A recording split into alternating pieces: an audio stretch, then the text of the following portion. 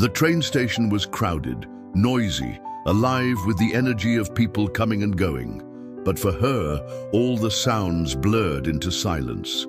She sat on the old wooden bench, clutching a letter in her hand, her eyes fixed on the tracks. Every time the whistle of a train echoed in the distance, her heart raced.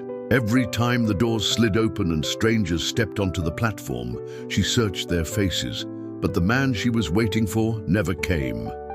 Her name was Emily. She was not extraordinary in the way the world usually defines it. No fame, no wealth, no spotlight.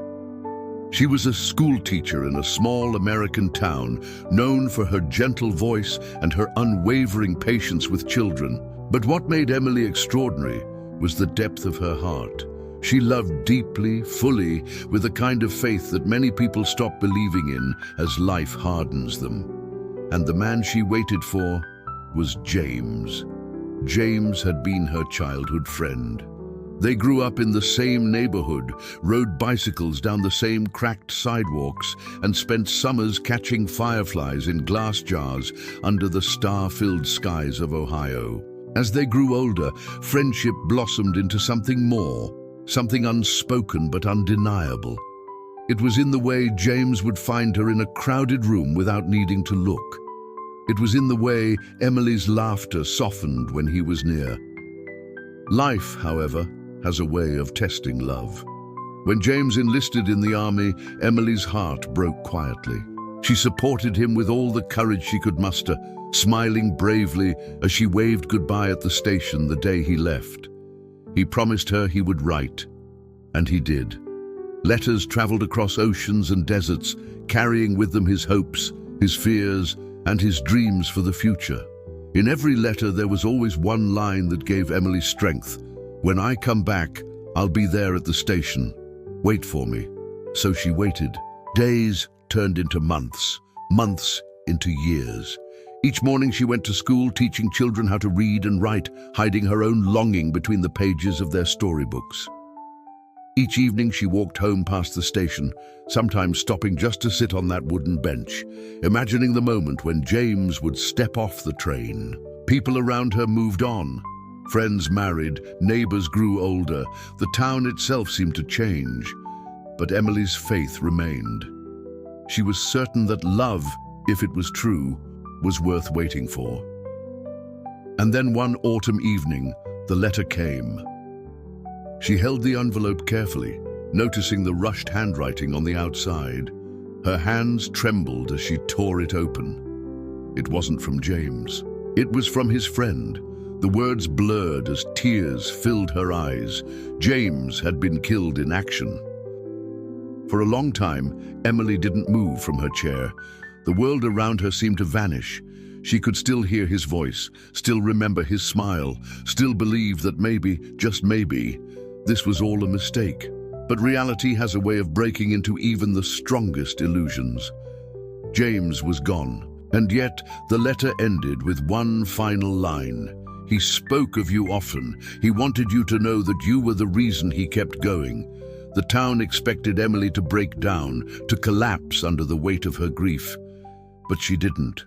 She continued teaching, continued walking past the station, continued sitting on the bench from time to time. People whispered about her, wondering why she still visited the station. Some said she was lost in her grief. Others said she was holding on to a ghost. But only Emily knew the truth. She wasn't waiting for James anymore. She was waiting for herself, for the moment when she would feel whole again, when her heart would finally allow her to live without carrying the heavy shadow of what could have been. Years passed. The world changed. Emily's hair turned silver, and the children she once taught became adults with children of their own. The station, too, changed. New paint on the walls, new benches replacing the old, and shiny digital signs where once there had been a rusted board. But Emily still came. Sometimes she would sit quietly, reading one of James's old letters. Other times, she would simply watch the trains come and go, imagining all the reunions and goodbyes happening on the platform. And then, one crisp winter morning, Emily had a realization. She had been waiting for James, But in truth, James had never left her. His love was still there, in the courage he gave her, in the patience she offered to her students, in the kindness she shared with strangers. She realized that love is not measured in years spent together or in promises fulfilled. Love is measured in the way it changes us, in the way it shapes who we become. For the first time in decades, Emily stood up from the bench, folded the last letter she had ever received from James, and tucked it gently into her coat pocket. She walked out of the station without looking back. She was not leaving James behind. She was carrying him forward in her heart, wherever she would go. That day, Emily chose to live not in the shadow of loss, but in the light of love that never truly dies. She began volunteering at the town library, helping young people chase their dreams. She joined a community choir, her voice blending with others in songs of hope. She started writing her own stories about love, about waiting, about finding strength in unexpected places. And in those moments, Emily finally understood. Waiting is not about the person we expect to return.